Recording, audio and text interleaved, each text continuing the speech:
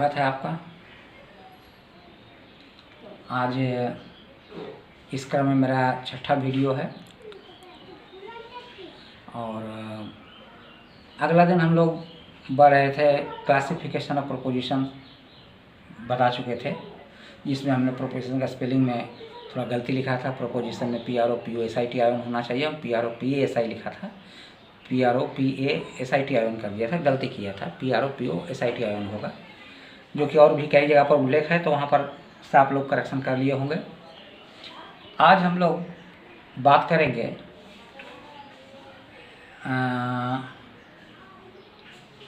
Rules for transformation of sentence into proposition.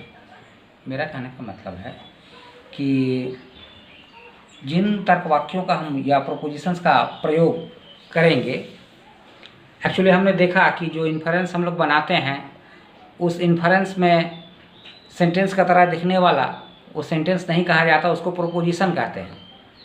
हमने यह भी जिक्र किया कि सेंटेंस की तरह दिखता है लेकिन उसको प्रोपोजिशन कहा जाता है, और ये भी बताया कि सेंटेंस और प्रोपोजिशन में अंतर होता है। ये सवाल अक्सर पूछा जाता है, what is the distinction between sentence and proposition. Sentence में माने ग्रामर के अनुसार जो सेंटेंस है, लॉजिक के अनुसार वही प्रोपोजिशन है, लेकिन सेंटेंस और प्रोपोजिशन में डिफरेंस है। सेंटेंस की तरह दिखता है जरूर, लेकिन प्रोपोजिशन के कुछ खास खासियत होते हैं, कुछ विशेषताएं होते हैं। सबसे पहला अंतर तो यहीं से समझा जा सकता है कि हमने सेंटेंस की परिभाषा में क्या कहा था। सेंटेंस की परिभाषा में कहा था, if a group of words express complete sense then it is called a sentence. कहने का मतलब शब्दों का समन्वय जब कोई अर्थ को प्रकट करता हो तो वह वाक्य कहलाता है। जबकि तर्कवाक्य जो परिभाषा है उसमें हमने देखा कि तर्कवाक्य एक प्रकार का घोषक वाक्य है जो सत्य मिथ्या हो सकता है। यहाँ से एक अंतर समझ के माने निकल कर यह आ जाता है कि सेंटेंस कई प्रकार के हैं, assertive, interrogative, imperative, optative, exclamatory, 5 प्रकार के सेंटेंस है, जिसमें से केवल असर्टिव टाइप के जो सेंटेंस होंगे वही प्रोपोजिशन कहलाएंगे। बाकी इंटरोगेटिव, इम्परेटिव, ऑप्टेटिव और एक्सक्लामेटरी जो पड़े हैं 4 प्रकार के सेंटेंस, इन सेंटेंसों को हम लोग प्रोपोजिशन नहीं कहेंगे, क्योंकि इसमें सत्य मिथ्या होने की काबिलियत नहीं है। चूँकि असर्टिव सेंटेंस में सत्य मिथ्या होने की काबिलियत होती है, इसीलिए उसको घोषक वाक्य असर्टिव सेंटेंस या डिक्लेरेटिव सेंटेंस कहते हैं, और वही वचन कहलाने के काबिल है, तर्क वाक्य कहलाने के काबिल है। तो पहला अंतर तो ये आ गया कि सभी प्रोपोजिशन अवश्य ही एक प्रकार का सेंटेंस है, लेकिन सभी सेंटेंस प्रोपोजिशन नहीं है। ठीक ना। 5 प्रकार के सेंटेंस हैं, इन 5 प्रकार में से केवल असर्टिव सेंटेंस ही प्रोपोजिशन हो सकता है, बाकी 4 प्रकार का सेंटेंस प्रोपोजिशन नहीं है। तो सभी प्रोपोजिशन जो कि शब्दों का समन्वय भी है और अर्थ भी प्रकट करता है, तो अपने आप में एक सेंटेंस तो है, लेकिन सभी सेंटेंस प्रोपोजिशन नहीं है, क्योंकि सेंटेंस और भी 4 प्रकार के हैं। सभी सेंटेंस प्रोपोजिशन नहीं है, लेकिन सभी प्रोपोजिशन सेंटेंस है। एक विशेषता और भी है प्रोपोजिशन का कि हर प्रोपोजिशन, वो कैटेगोरिकल हो या कंडीशनल हो, उसके एक स्पेसिफिक फॉर्मेट होते हैं, ढांचा होते हैं। जैसा कि हमने अगला दिन बताया था, इफ़ देन, आइदर और, ये सब जो हमने 4 प्रकार के कंपाउंड प्रोपोजिशन को बताया था। इफ़ देन रहता है, आइदर और रहता है, if and only if then रहता है, या एंड रहता है। तो ये सब कंडीशनल प्रोपोजिशन के स्ट्रक्चर हैं। और कैटेगोरिकल प्रोपोजिशन है, तो कैटेगोरिकल प्रोपोजिशन हमने क्वालिटी एंड क्वांटिटी के अनुसार 2 भागों में बांटा, और जिसके अनुसार हमने AEIO 4 प्रकार का प्रोपोजिशन पाया। इन चारों प्रकार का हमने फॉर्मेट पाया, all dash are dash, no dash are dash, some dash are dash and some dash are not dash, ये फॉर्मेट पाया। तो सभी प्रोपोजिशन का एक स्पेसिफिक फॉर्मेट होता है, एक ढांचा होता है। सभी प्रोपोजिशन का एक फॉर्मेट होता है, स्पेसिफिक फॉर्मेट होता है, लेकिन सभी सेंटेंसों का स्पेसिफिक फॉर्मेट नहीं होता। सेंटेंसों का स्पेसिफिक फॉर्मेट नहीं होता, एक बड़ा डिफरेंस है। इसके अलावा भी कुछ डिफरेंस है। जब इसी बात पर बात करेंगे हम लोग, इसी प्रश्न पर आलोचना करेंगे 8 नंबर के लिए कि सेंटेंस और प्रोपोजिशन में क्या डिफरेंस है, तो वहाँ पर हम विस्तारित रूप से बताएंगे। हम एक एक प्रश्न को लेकर फिर बाद में बेहद रूप से आलोचना करेंगे। अभी मेरा लक्ष्य है कि जल्दी से जल्दी पढ़ा कर ख़त्म करें, तो पढ़ाने का कोशिश कर रहे हैं हम। सिलेबस को ख़त्म कर दें, फिर क्वेश्चन आंसर पर आएंगे। तो आज मेरा लक्ष्य है कि rules for transformation of sentence into proposition, वाक्यों का वचन में रूपांतरण। सवाल है कि क्यों करना, क्यों सीखने जाए हम, बेवजह क्यों सीखने जाए? तो ये बेवजह नहीं है। हमने अब ये भी कहा था कि सेंटेंस की तरह दिख रहा है लेकिन वो प्रोपोजिशन है। अब ऐसा है कि प्रोपोजिशन एक्चुअली हम लोग सेंटेंस को कभी कभार भिन्नार्थक मतलब कई अर्थों में इस्तेमाल कर देते हैं। एक उदाहरण देते हैं, बात स्पष्ट हो जाएगा। जैसे हम कहते हैं कि ऑल डेट्स आर फ्रूट 15 अगस्त, या डेट देयरफॉर 15 अगस्त इज अ फ्रूट। ये उदाहरण अगर हम देते हैं तो यहाँ पर देखते हैं 15 अगस्त को हमने फल बना दिया, क्योंकि यहाँ पर डेट जो है एम्बिगुअस है। इसके दो अर्थ हैं, एक जगह डेट का मतलब तारीख है, एक जगह डेट का मतलब खजूर है। तो दैनिक जीवन का जो भाषा है, इस भाषा में अनेकार्थकता छुपा हुआ रहता है। कभी कभार एक ही शब्द के कई मीनिंग हो जाते हैं। एक वाक्य अलग अलग जगह पर स्ट्रेस डालो तो अलग अलग प्रकार के मीनिंग निकल आते हैं, ऐसा होता है। तो इन अनेकार्थकता जो बोध है, द्वयार्थकता या अनेकार्थकता का जो बोध है, इससे बचने के लिए हम ऐसा करते हैं। इससे बचना जरूरी इसलिए है क्योंकि हम जिसने जो कंक्लूजन ड्रॉ किया हुआ है, ये ड्रॉ फॉर्मली तो वैलिड हो और मैटेरियली भी ट्रू हो। तो सबसे पहले हम लोग फॉर्म को ठीक करें, और फॉर्म ठीक करने के लिए हमें उसे एक निश्चित फॉर्म में रखना पड़ेगा, और निश्चित फॉर्म में रखना ही प्रोपोजिशन कहलाता है। जो ग्रामर के सेंटेंस है, इसको लॉजिक के अनुसार फॉर्मेट में रखना, या फॉर्मेट में रखना ही वो लॉजिकल उसका स्ट्रक्चर बन जाता है। इसलिए हम उसको लॉजिकल फॉर्म भी कहते हैं या प्रोपोजिशन कहते हैं। हिंदी में तर्कवाक्य कह लो या फिर वचन कह लें। तो हमें इसलिए सीखना जरूरी है। बढ़ते हैं हम लोग अपने लक्ष्य की तरफ। एक्चुअली किताब में इसके किसी में 16, किसी में 15, किसी में 17 इसी प्रकार के नियम दिए गए हैं, और हम इन सभी नियमों का आलोचना करेंगे और कोशिश करेंगे कि सिंथेसाइज करके, जैसे कुछ है नियम जिसको हमने सिंथेसाइज कर दिया है। कोई कह रहा है कि अगर सेंटेंस यहाँ से शुरू होता है या फिर इन सेंटेंसों में कहीं भी ये वर्ड पाया जाता है, तो हमने कोशिश किया कि जस्ट एक बात को ध्यान में रखना है कि ये वर्ड सेंटेंस में कहीं भी रहे, उसको ये समझ लेना। कुछ ऐसे क्लू वर्ड्स होते हैं जिसको देखकर हमें उसका क्वांटिटी का पता चल जाता है। जैसे ऑल, एवरी, ईच, एनी, ये सब का मतलब होता है कि सब। ऐसे ही कुछ वर्ड्स हम लोग यहाँ पर देंगे जिसको हम लोग क्लू वर्ड्स कहेंगे। क्लू वर्ड्स के सहारे हम लोग समझ जाते हैं कि ये यूनिवर्सल है कि पर्टिकुलर है। मात्रा का ज्ञान हो जाता है इससे, सबके बारे में कह रहा है कि कुछ के बारे में कह रहा है, और है या नहीं है का उसमें अगर उल्लेख मिल गया तो अफर्मेटिव और नेगेटिव स्पष्ट हो जाता है। कहीं पर उसका मीनिंग को समझने के लिए थोड़ा अलग बुद्धि भी लगाना पड़ता है, वह भी हम करेंगे। हम इसको प्रयास करेंगे कि 9 से 10 नियम लिखें और इसी में सारा कुछ सिंथेसाइज कर लें। बढ़ते हैं, पहला नियम हिंदी में ही लिखते हैं।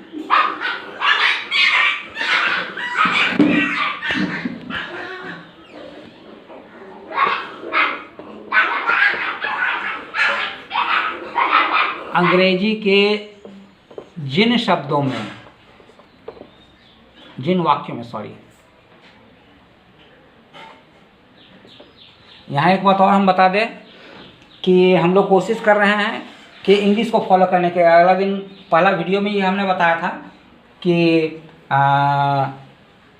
हमेशा हिंदी को लेकर चलने से दिक्कत होता है कि हिंदी में क्वेश्चन बनाने वाले को एक्यूरेट वर्ड नहीं मिलता है। एक्यूरेट वर्ड हो सकता है मिले, लेकिन आमतौर पे जो किताबें बाज़ार में उपलब्ध हैं उन किताबों में वो वर्ड नहीं दिया गया है, इसलिए बच्चों को दिक्कत होता है, समझ में नहीं आता है कि क्या कहना चाहता है। लेकिन इंग्लिश का आमतौर पे एक ही वर्ड इस्तेमाल में आता है, तो इसीलिए हम इंग्लिश में ही सब कुछ करवाएंगे। इंग्लिश हम सलाह भी देंगे कि बच्चे लोग इंग्लिश भाषण को ही फॉलो करें, और सहायता के लिए हिंदी का मदद ले। वैसे इंस्ट्रक्शन में लिखा भी रहता है कि अगर कहीं पर कन्फ्यूज़न क्रिएट होता है लैंग्वेज का, जैसे एक ही question Hindi, Bengali, English 3 medium का दिया जाता है, अगर कहीं कन्फ्यूज़न क्रिएट होता है तो उस कन्फ्यूज़न को दूर करने के लिए इंग्लिश वाला ही स्टैंडर्ड मान लिया जाएगा, वही प्रमाणित माना जाएगा। अच्छा है कि इंग्लिश वाला ही सब फॉलो करें। तो देखिए, पहला नियम है अंग्रेजी के जिन वाक्यों में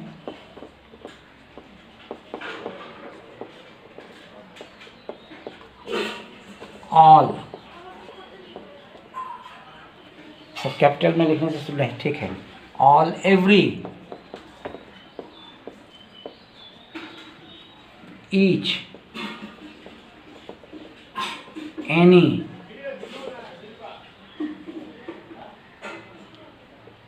ऑलवेज, necessarily,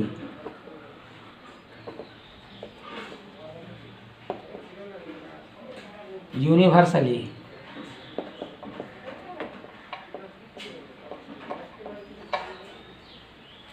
absolutely,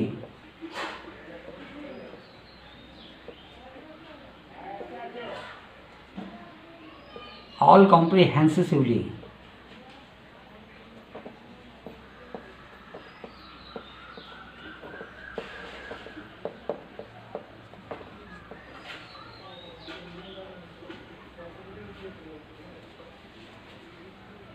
आदि शब्द हो,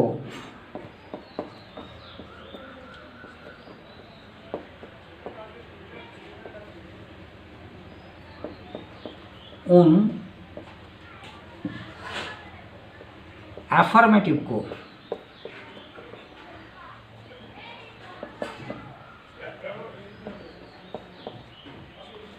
एफर्मेटिव सेंटेंस को, एफर्मेटिव को ए में और नेगेटिव सेंटेंस को ओ में रूपांतरित करेंगे।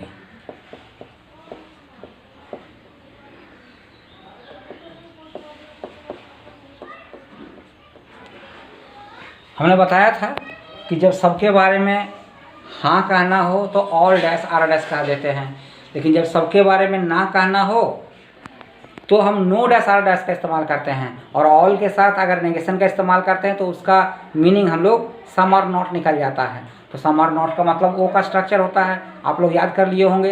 ए का structure all dash are dash, E का structure no dash are dash, I का some dash are dash, O का some dash are not dash.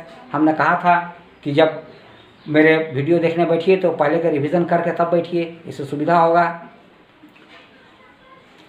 तो देख लिए हम लोग कि all, every, each, any, always, necessarily, universally, absolutely, all comprehensively, यानी कि संक्षेप में हम लोग कह सकते हैं कि जिन सारे शब्दों का मतलब होता है ऑल। जैसे यहाँ पर दिए हैं एक तो ऑलवेज। ऑलवेज का क्या मतलब होता है? हमेशा। हमेशा का मतलब सभी समय।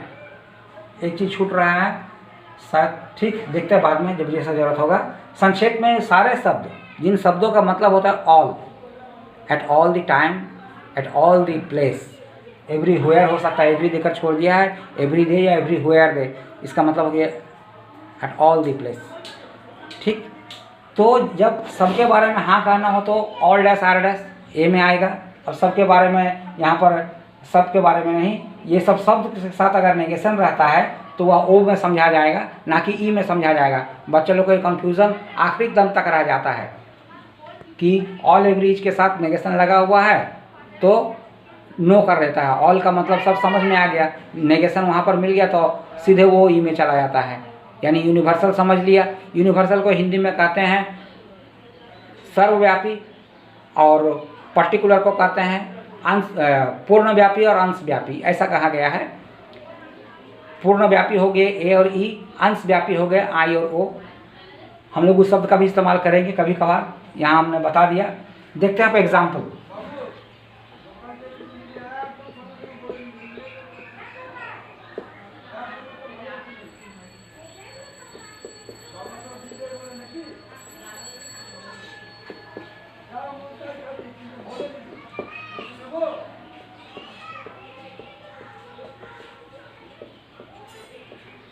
एग्जाम्पल लिया हमने, बहुत एकदम आसान सा उदाहरण लिया है। Every mother is kind hearted. तो हमें करना क्या है, जैसे हमें क्लू वर्ड मिल गया है एवरी, यहाँ से पता चल गया कि एवरी इसमें मिल गया तो वो ए वचन में जाना चाहिए। अफर्मेटिव है, ईज है इसलिए अफर्मेटिव है, तो ए में जाएगा। तो ए में जाएगा तो क्या होना चाहिए, सबसे पहले एक ढांचा मन ही मन सोच लेते हैं हम लोग। यहाँ पर लिखेंगे LF। LF का मतलब हो गया लॉजिकल फॉर्म, और यहाँ पर लिखेंगे A। उसके बाद लिखेंगे ये ऑल आर, ये डैश डैश डैश, ये डैश डैश डैश। मतलब समझ में आ गया होगा। डैश डैश डैश का मतलब कि इस डैश में सब्जेक्ट बैठेगा, इस डैश में प्रेडिकेट बैठेगा। बहुत आसान है। ऑल डैश आर डैश, ये ऑल का मतलब हो गया सब्जेक्ट, आर का ऑल का मतलब हो गया सभी, आर का मतलब है। अब यहाँ पर जो है सब्जेक्ट और प्रेडिकेट बैठाना है। ये सब्जेक्ट प्रेडिकेट हम सेंटेंस से काट कर ले आएंगे। देखेंगे सेंटेंस है, यहाँ सेंटेंस में यहाँ पर दिया है सब्जेक्ट मदर और प्रेडिकेट है मेरा काइंड हार्टेड। बैठाते हैं तो ये हो गया all mother, MOTHER mother are kind hearted, KINDHEARTED kind hearted. Spelling हम इसलिए बार बार बोलते जाते हैं साथ साथ, ताकि कभी अगर स्लिप ऑफ पेन हो जाए, कुछ छूट जाए तो करेक्ट हो जाए, इसलिए बोलते जा रहे हैं। तो देख रहे हैं हम लोग every mother is kind hearted में ये दिया गया था और हमने उसको बनाया। सबसे पहले लिखा LF। LF का मतलब हो गया लॉजिकल फॉर्म, और ये लॉजिकल फॉर्म A में आया, all mother are kind hearted हो गया। ये डॉट डॉट का जरूरत नहीं है, ये केवल समझने की सुविधा के लिए हमने दिया था ताकि समझ में आ जाए बस। ये हो गया इस सेंटेंस का लॉजिकल फॉर्म। और एक एग्जांपल लेते हैं।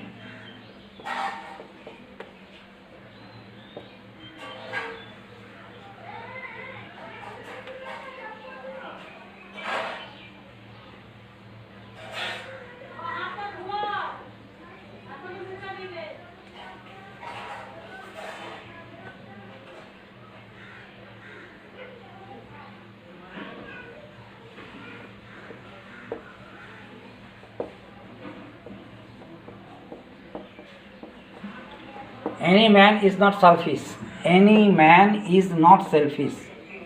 अब इसको हम लोग बनाएंगे। देखिए क्लू वर्ड हमको मिल गया है एनी, इसी में से मिल गया है एनी। एनी इज़ नॉट, ये नेगेटिव है, तो हम लोग देख रहे हैं नेगेटिव हो तो ओ में जाएगा। ओ में जाएगा तो ओ का ढांचा हम लोग को याद है, स्ट्रक्चर। स्ट्रक्चर क्या होगा यहाँ पर?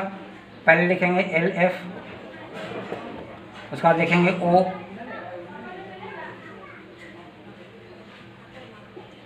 क्या होगा ओ में? ओ का ढांचा क्या याद है आप लोग को? Some are not, some SOME, some are not. आते हैं सब्जेक्ट और प्रेडिकेट। सब्जेक्ट क्या है देखें, सब्जेक्ट है यहाँ पर मैन और प्रेडिकेट है सेल्फिश। दिखाते हैं यहाँ पर मैन सेल्फिश।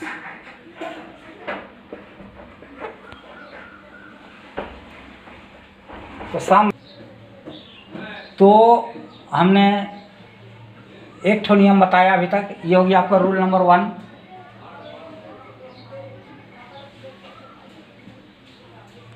बताया थे कि rules for transformation of sentence into proposition, वाक्यों का वचन में रूपांतरण करने के नियम।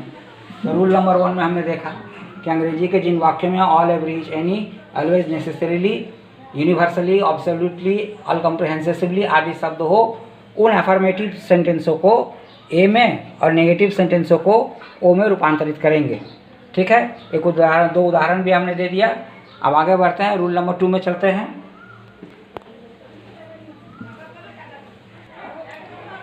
रूल नंबर 2 देख रहे हैं हम लोग।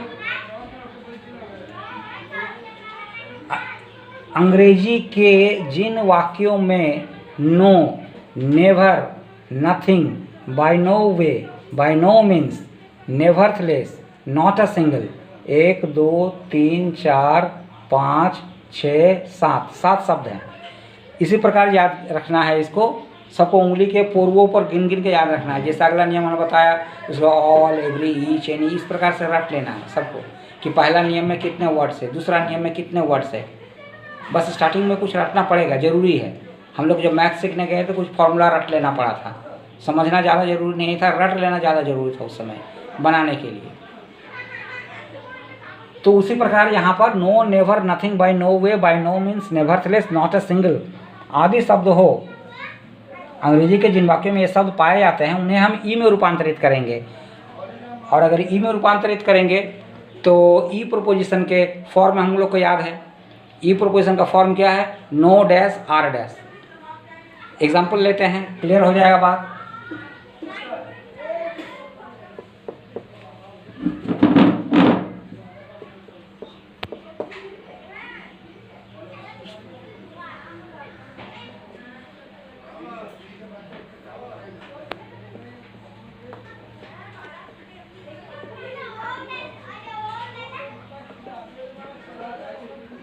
Man are never quadruped. Quadruped का मतलब होता है चौपाया, चार पैर वाला। तो मैन आर नेवर क्वाड्रूपेड। देख रहे हैं हम लोग कि मनुष्य कभी भी चौपाया नहीं होता है। मतलब क्या हो गया इसका? मनुष्य कभी चौपाया नहीं होता है। अब इसको हम लोग लॉजिकल फॉर्म में लाएंगे। हमको देखना है कि क्लू वर्ड कुछ मिला क्या। तो क्लू वर्ड हमको नेवर मिल गया है यहाँ पर। नेवर क्या कर रहा है कि ई में करना होगा, ई में रूपांतरित करेंगे। ई का स्ट्रक्चर क्या है? No dash are dash. पहले ई का स्ट्रक्चर लिखेंगे हम लोग। पहले एल लिखा जाए, उसके बाद में ई, उसके बाद में आता है no dash are dash. No हो गया, आर यहाँ पर लिख सकते हैं। सब्जेक्ट और प्रेडिकेट काट के लाया जाए। सब्जेक्ट है यहाँ पर मैन, यहाँ पर लिख दिया हमने man are quadruped. QUADRUPED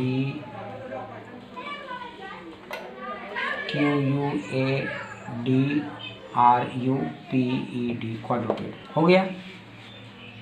example और लेते हैं।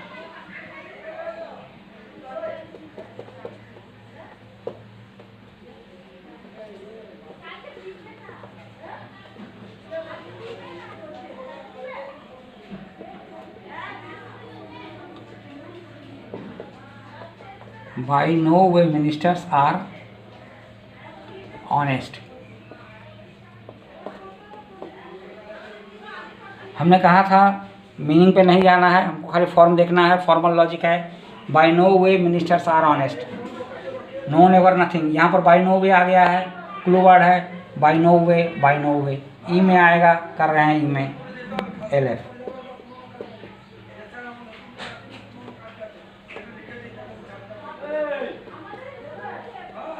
ई में आएगा, नो आर होगा मेरा। सब्जेक्ट है यहाँ पर मिनिस्टर्स, प्रेडिकेट है ऑनेस्ट।